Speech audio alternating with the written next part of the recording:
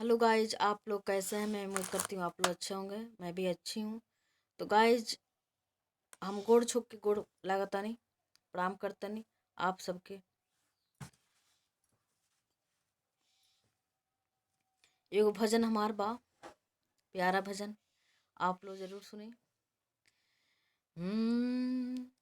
बना दी हमर बिगड़ी ये भोले बाबा, बना दी हमर बिगड़ी ये भोले बाबा, बना दी हमर बिगड़ी ये भोले बाबा, बना दी हमर बिगड़ी ये भोले बाबा, बना दी हमर बिगड़ी ये भोले बाबा।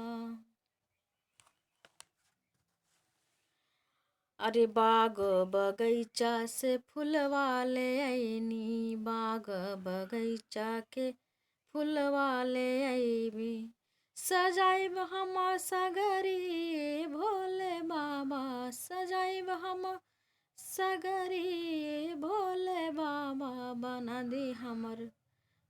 दी हमर बिगड़ी ये भोले बाबा, बना दी हमर बिगड़ी ये भोले बाबा।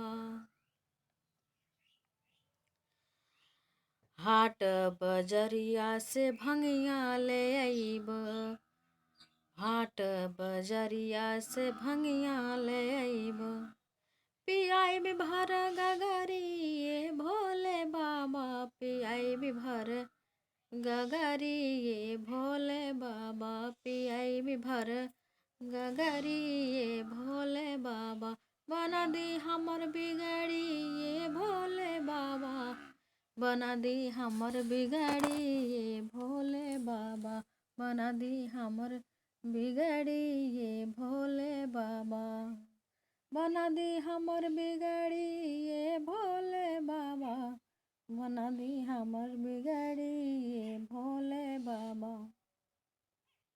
गंगा जमुनवा से जलवा ले आइब, गंगा जमुनवा से जलवा ले आइब, चढ़ाई भर गगरी ये भोले बाबा, चढ़ाई भर गगरी ये भोले बाबा, चढ़ाई भर गगरी ये भोले बाबा, बना दी हमर बिगड़ी ये भोले बाबा, बना दी हमर बिगड़ी ये भोले बाबा, बना दी हमर बिगड़ी ये भोले बाबा। गाइज, आप लोग का हमेशा प्यार प्यार दुलार आशीर्वाद हमरे ऊपर बनौले रही। हम गाना लेके आयल